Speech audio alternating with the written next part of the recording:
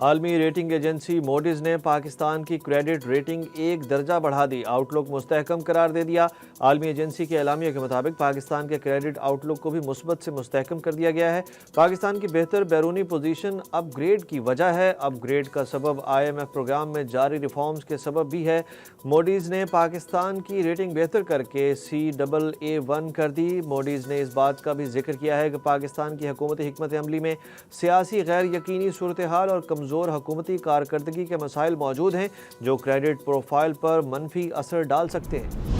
شرح سود میں جلد کمی ہوگی اور بجلی بھی سستی کی جائے گی، وزیر خزانہ نے اعلان کر دیا۔ سینیٹر محمد اورنگزیب کا کہنا تھا کہ زرعی نظام کو ٹیکس نظام کا حصہ بنا دیا گیا ہے، تنخواہ دار طبقے پر مزید بوجھ نہیں ڈال سکتے۔ اس سال کے آخر میں پانڈا بانڈ جاری کر رہے ہیں۔ ان کا کہنا تھا کہ مانتا ہوں کہ SME سیکٹر کو جاری قرضوں میں 41% اضافہ ہوا، لیکن جیسے جیسے قرضوں کی ادائیگی ہوگی یہ صورتحال بہتر ہوگی۔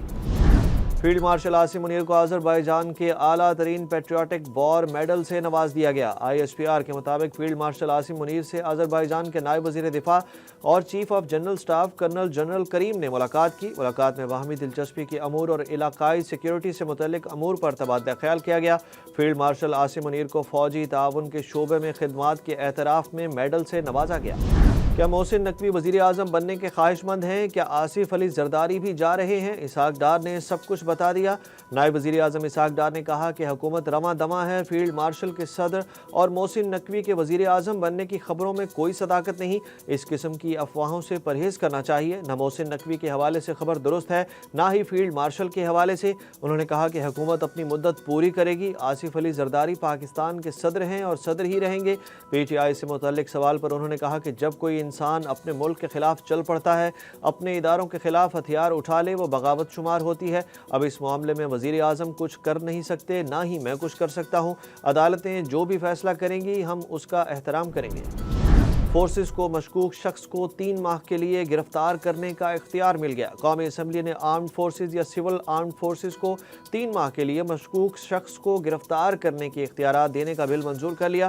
اپوزیشن نے بل کی مخالفت کر دی۔ عالیہ حمزہ نے کہا کہ بل 11 اگست کو پیش کیا گیا ہے، اسے منظور کرنے کی اتنی کیا جلدی ہے؟ مولانا فضل الرحمان نے کہا کہ قانون سازی سے پاکستان کے ہر شہری کو مجرم قرار دے دیا گیا ہے۔ حکومت جب چاہے بغیر پوچھے کسی کو بھی گرفتار کر سکتی ہے۔ اس شخص کو اپنی بے گناہی خود ثابت کرنا ہوگی۔ ہم اس بل کی حمایت نہیں کرتے۔ عمران خان کی کال پر 14 اگست کو احتجاج ہوگا یا نہیں؟ کارکن تذبذب کا شکار ہو گئے۔ علیمہ خان کے مطابق عمران خان نے اس دن احتجاج کرنے کی ہدایت کی ہے۔ سیکریٹری اطلاعات PTI خیبر پختونخوا ملک عدیل اقبال کے مطابق 14 اگست کو سڑکوں پر نکلنے کی ہدایت ملی تھی۔ ذرائع کے مطابق پارٹی چیئرمین بیرسٹر گوہر اور سلمان اکرم راجہ نے یوم آزادی پر احتجاج کی مخالفت کی ہے۔ سلمان اکرم راجہ نے یوم آزادی پر احتجاج کی کھل کر مخالفت کرتے ہوئے واضح کیا کہ کوئی احتجاج نہیں ہوگا، یوم آزادی منایا جائے گا۔ ذرائع کے مطابق جشن آزادی کے سلسلے میں اسلام آباد میں ریلی نکالی جائے گی جس کی قیادت PTI کے صدر عامر مغل کریں گے۔ عامر مغل نے کارکنوں کو ہدایات کی ہیں کہ تمام کارکنان اور عوام ایک ہاتھ میں پاکستان کا جھنڈا اور دوسرے ہاتھ میں PTI کا جھنڈا اور عمران خان کی تصویر لے کر نکلیں گے۔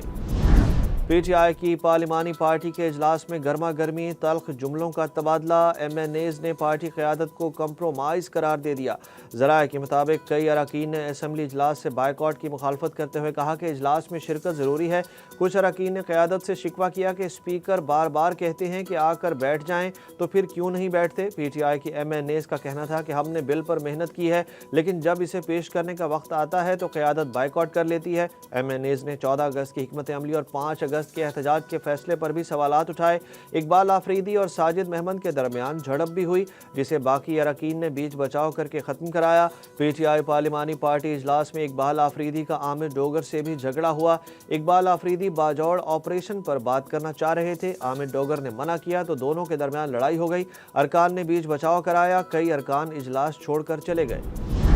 عمران خان نے علی امین گنڈاپور کو مستعفی ہونے کا نہیں کہا۔ چیئرمین PTI بیرسٹر گوہر نے خبروں کی تردید کر دی، بولے عمران خان اور صوبائی حکومت آپریشن کے حق میں نہیں ہے۔ عرفان سلیم اور عائشہ بانو سمیت کسی کو بھی شو کاز نوٹس جاری نہیں کیا تھا۔ انہوں نے کہا کہ بانی PTI نے کہا تھا کہ تحریک چلانے کے لیے وہ خود کافی ہیں، ان کے بیٹوں کو آنے کی ضرورت نہیں ہے۔ اگر بانی PTI کے بیٹے پاکستان آنا چاہتے ہیں تو ان کا اچھا استقبال ہوگا۔ ان کا کہنا تھا کہ احتجاج کے لیے پورا ملک نکل آیا تھا، بانی PTI نے لانگ مارچ سے منع کیا تھا۔ चीफ जस्टिस की पेंशन में 15 सालों में 400% से ज़ायद इजाफा। रिपोर्ट के मुताबिक रिटायर्ड चीफ जस्टिस की माहाना पेंशन गुज़श्ता 15 सालों में 5,60,000 रुपये से बढ़कर 23,90,000 रुपये तक पहुँच गई है। वजारत कानून और इंसाफ की जानिब से सेनेट में पेश की गई रिपोर्ट में रिटायर्ड चीफ जस्टिस की पेंशन और दीगर मराद की तफसीलात फराहम की गई। सरकारी दस्तावेज़ के मुताबिक 32 ऐसे रिटायर्ड जजेज़ हैं जिनकी माहाना पेंशन 10 से 14 लाख रुपए के दरमियान है। सुप्रीम कोर्ट, लाहौर, सिंध और पेशावर हाई कोर्ट के रिटायर्ड 6 चीफ जस्टिस की माहाना पेंशन 16 लाख रुपए से ज़ायद है। पीटीआई रहनुमा एजाज चौधरी की जेल में तबीयत बिगड़ गई, अस्पताल मुंतकिल। वकील राना मुदस्सिर एडवोकेट के मुताबिक एजाज चौधरी के गुर्दों में इन्फेक्शन है जिसकी वजह से उन्हें शदीद तकलीफ का सामना है, जबकि उनके पित्ते में भी 7 पथरियां पाई गई हैं।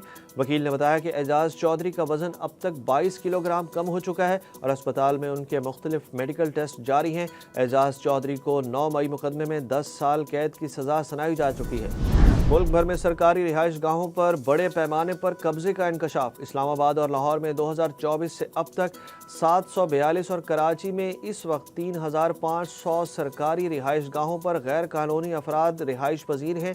वफाकी वज़ीर हाउसिंग रियाज पीरज़ादा ने तहरीरी जवाब कौमी असम्बली में जमा करा दिया, जिसमें आगाह किया गया कि वफाकी काबीना ने 26 अप्रैल 2024 को सरकारी रिहाइश गाहों को खाली कराने की हिदायत दी थी। IB और स्टेट ऑफिस के इश्तराक से 742 घरों को खाली करा लिया गया। कौमी असम्बली को बताया गया कि कराची में गैर कानूनी काबजीन से अब तक 4 करोड़ रुपए वसूल कर लिए गए हैं। रोज़ाना की बुनियाद पर कराची में 10 से 15 रिहाइश गाहों को खाली कराया जा रहा है। पंजाब हुकूमत ने स्कूल्स की छुट्टियां बढ़ाने का फैसला तब्दील कर दिया। महकमा तालीम पंजाब के मुताबिक 9वीं 10वीं जमात के तलबा के लिए स्कूल्स 18 अगस्त से खुलेंगे, जबकि O लेवल्स, A लेवल्स और इंटरमीडिएट की क्लासेस भी 18 अगस्त से शुरू होंगी। पहली से 8वीं जमात तक क्लासेस 1 सितंबर से शुरू होंगी। फैसले का इतलाक निजी और सरकारी तालीमी इदारों पर होगा। ICC ने वनडे और T20 की ताज़ा रैंकिंग जारी कर दी। बाबर और रिजवान की एक एक दर्जा तनज़्ज़ुल हो गई। T20 बैटर्स रैंकिंग के मुताबिक बैटर्स में भारत के अभिषेक शर्मा का पहला नंबर बरकरार है। टॉप 10 में पाकिस्तान का कोई बैटर शामिल नहीं और पाकिस्तान के बाबर आजम एक दर्जा तनज़्ज़ुली के बाद 18वें नंबर पर चले गए।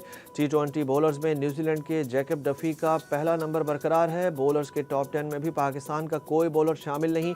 वनडे प्लेयर्स रैंकिंग में भारत के शुभमन गिल की पहली पोजीशन बरकरार। बाबर आजम एक दर्जा तनज़्ज़ुली के बाद तीसरी और मोहम्मद रिजवान एक दर्जा तनज़्ज़ुली के बाद 23वें नंबर पर चले गए। पाकिस्तान के साइम अयूब की 9 दर्जे तनज़्ज़ुली हुई। वनडे बॉलर्स की रैंकिंग में श्रीलंका के महेश थिक्शाना की पहली पोजीशन। पाकिस्तान का कोई बॉलर टॉप 10 में नहीं है।